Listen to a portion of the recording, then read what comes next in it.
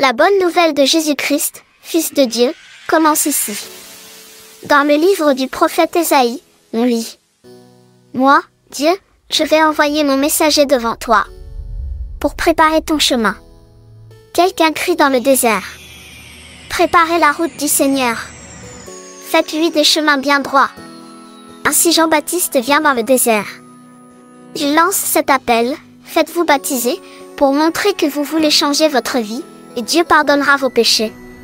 Tous les habitants de la région de Judée et de la ville de Jérusalem viennent vers Jean. Ils avouent leurs péchés devant tout le monde, et Jean les baptise dans l'eau du Jourdain. Jean porte un vêtement en poil de chameau et il a une ceinture de cuir autour de la taille. Il mange des sauterelles et du miel sauvage. Il annonce « Celui qui va venir après moi est plus puissant que moi. Je ne suis pas digne de me baisser pour lui enlever ses sandales.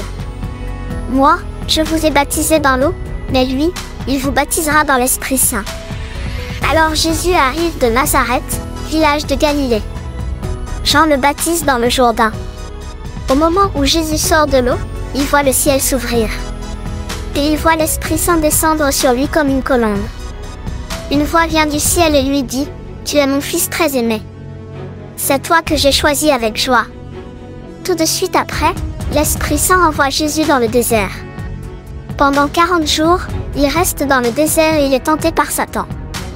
Jésus est avec les bêtes sauvages, et les anges le servent. Un jour, Jean est mis en prison. Alors Jésus va à Galilée. Il annonce la bonne nouvelle de Dieu et il dit « Le moment décidé par Dieu est arrivé, et le royaume de Dieu est tout près de vous.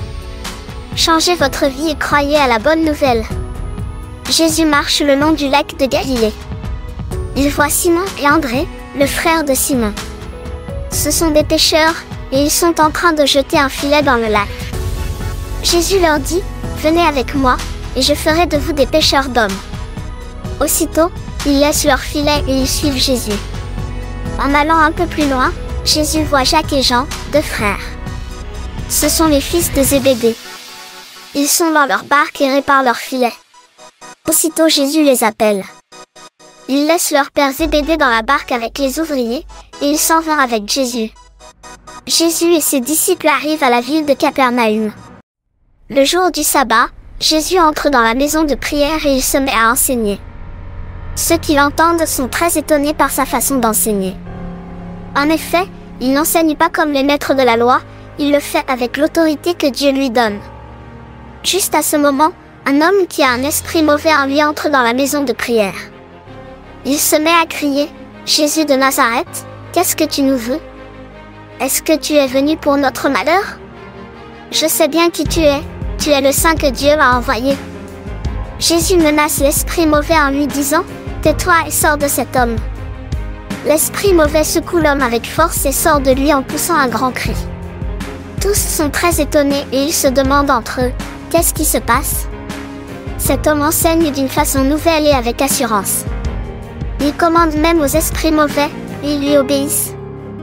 Alors les gens se mettent à parler de Jésus dans toute la région de la Galilée. Jésus sort de la maison de prière et tout de suite après, il va chez Simon et André. Jacques et Jean l'accompagnent. La belle-mère de Simon est couchée, avec de la fièvre. Aussitôt, on parle d'elle à Jésus.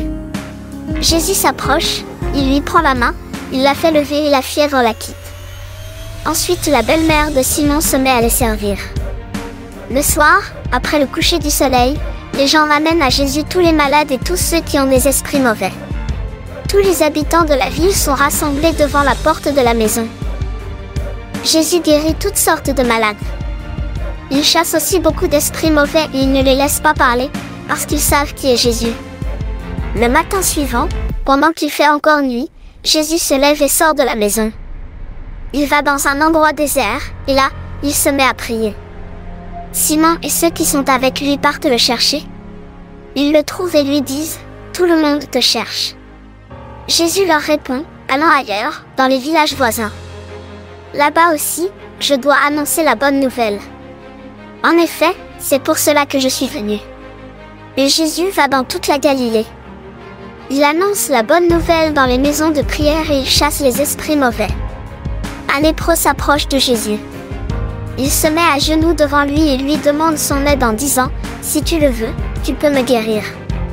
Jésus est plein de pitié pour lui. Il tend la main, touche le lépreux et lui dit « Je le veux, sois guéri ». Aussitôt la lèpre quitte le malade, il est guéri. Jésus parle sévèrement à l'homme. Aussitôt après, il le chasse en lui disant « Attention, ne dis rien à personne. Mais va te montrer au prêtre et offre le sacrifice que Moïse a commandé. Ainsi, tous auront la preuve que tu es guéri. » L'homme s'en va, mais il se met à raconter partout, et à tout le monde, ce qui s'est passé. C'est pourquoi Jésus ne peut plus se montrer dans une ville, il reste en dehors, dans des endroits déserts.